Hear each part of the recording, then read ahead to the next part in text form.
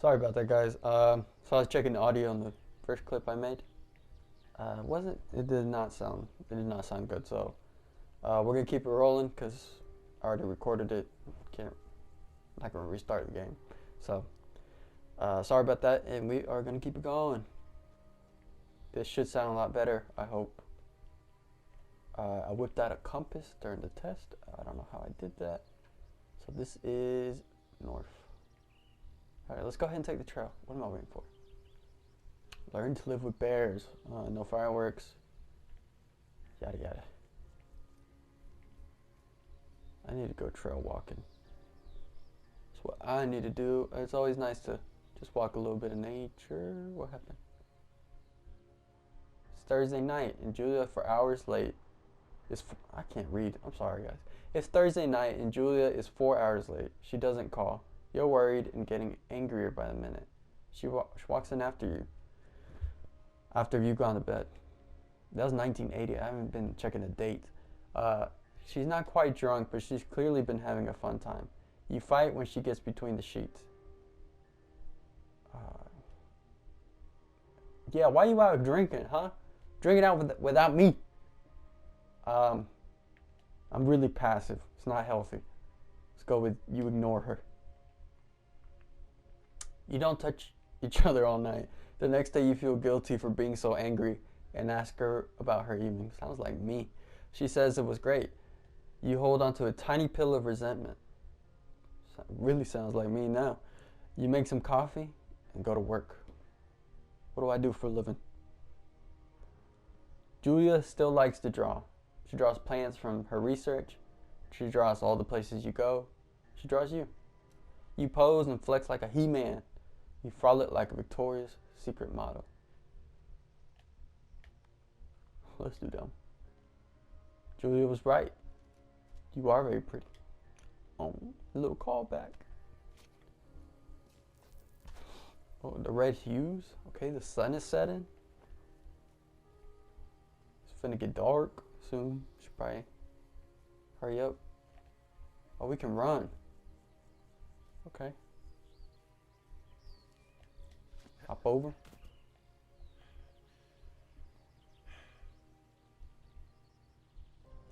During the summers, you and Julia enjoy walking bucket at night. There's a festival in town. It brings in folks from faraway places. One of them tries to mug you with a knife. What the fuck? Bucket gets kicked. Fuck. Julia yells. She gets flustered in her trouble speaking when she is stressed. You confront the attacker. He kicked Bucket. Your arm gets cut up, but you beat the guy to a pulp. You don't feel very tough. You cry your eyes out before the cops show up. Julia asks to take a different path from the day forward. You say okay. You don't want to go that way either. From then on, you walk by the river. Is Bucket alright? He got kicked. He didn't die. He's okay. Plans to have kids get waylaid by work. I ain't never heard that word. Julia gets offered a job at Yale. Okay, she's smart. She's a scientist. Yale is in Connecticut, 2,000 miles away. It's a great job, associate's department's chair. She wants to move. You absolutely do not. Run into a bit of a struggle here. Convince her not to take the job. Agree if she commutes back and forth. I'm not gonna hold her back. You know, that's what she wants to do. You ask her if she'll commute back and forth. You don't want to move to Connecticut. She says that it'll be hard, but she'll do it if you won't move. You tell her not to pass it up if that's what she wants. She agrees. She flies back to Boulder 3 times each semester. It's a lot. Julia is sent home from Yale on paid leave after having an episode. She lost it on a colleague, her borrowing books that were important to her research. She didn't remember she had happily loaned them to him just 2 days prior. Oh, does she have dementia? She was found crying in the stairwell. You say that maybe you guys should talk to someone about it. You make macaroni and drink wine. Try to forget about it. No, we need to help her. After seeing multiple doctors and having many tests, they are worried that Julia might be suffering from early onset dementia. She is 41. She ain't gonna remember shit. You both decided to keep it a secret for now.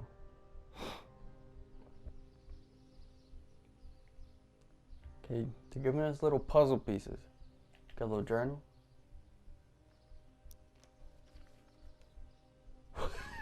What the fuck? Okay, enough of that.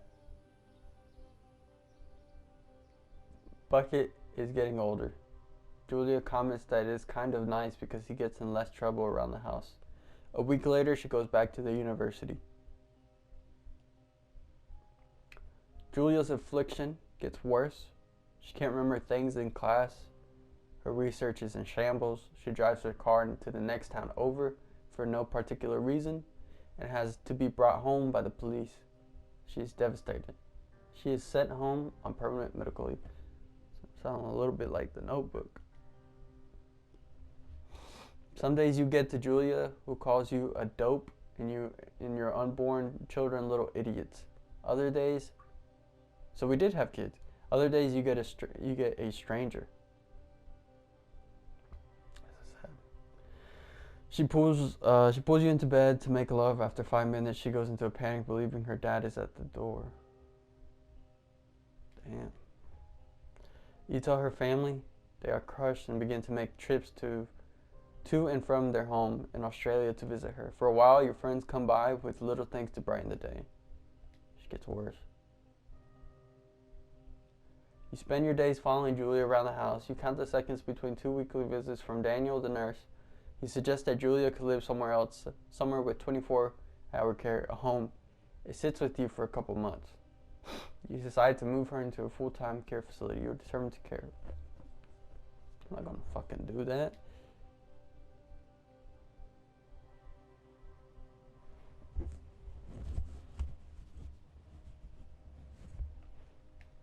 I wonder if they probably do. My choices,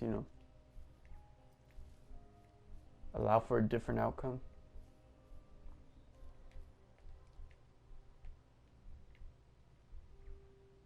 Huh.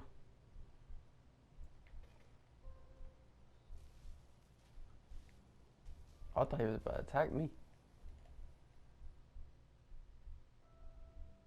It is impossibly hard. The worst is when you get mad at her. Like when she tries to cook her own food. You can't do anything without her. And she can't do anything without you.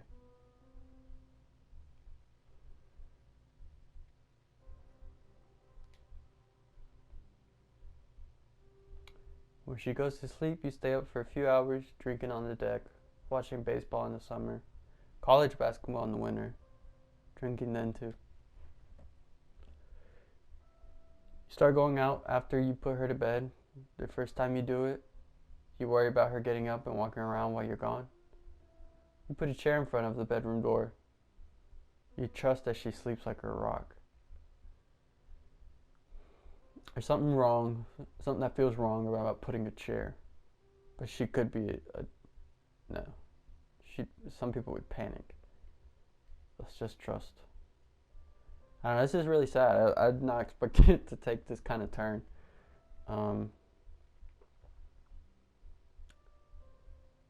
But that's what love is, It's doing anything you can't do for the other person.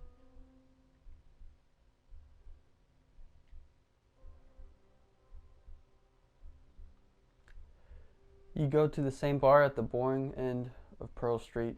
It's nice there. Over time, you tell Sheila, the bartender, everything. It's a huge weight off. You're home in bed by 1 a.m. a couple nights a week. You look forward to those nights. So he likes coming home late now? I think. One night you're starting to get to him. Let's reflect for a second. This is like one of those times where you don't realize what people go through. So if anyone ever comes to talk to you out of comfort, let them. Don't be rude about it. Because you never know, they just need someone to talk to and they can't. My poor guy Henry is dealing with dementia. You know how awful that'd be? So I have a girlfriend, right? Love her to death. Been together for a long, long time. 5 years. We're about to go 6 years. I could not imagine. It would break me. You know? If you ever have someone like that in your life, or your fucking parents, your siblings, someone you're really close to, and then imagine waking up and then forgetting about you and seeing them kind of slowly disappear from life. It's gotta suck, dude. You gotta gut it out. You gotta be a tough ass person to be able to deal with that.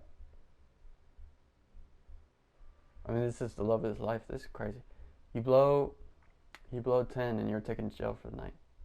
You consider trying to hide, but you tell your sister-in-law, Susan.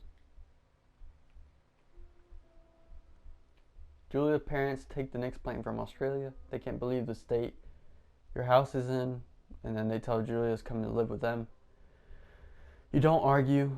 You say you'll visit soon. A few weeks go by. Summer's coming and you see an ad in the paper for a job. You take it.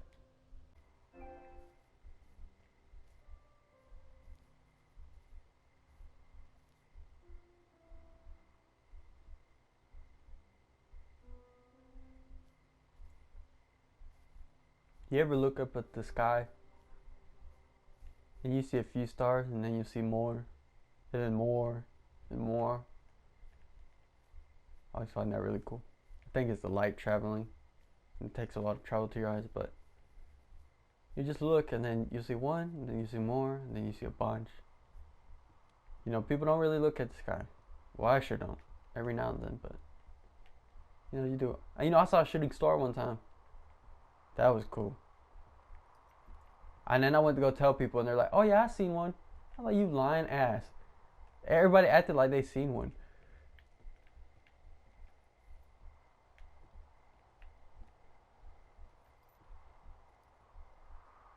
That'd be a cool little oh. Therefore, oh, he tells me, okay.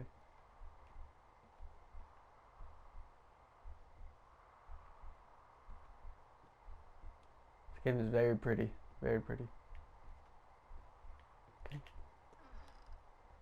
Turn on the power. Big red button. Sounds about right. Got radio.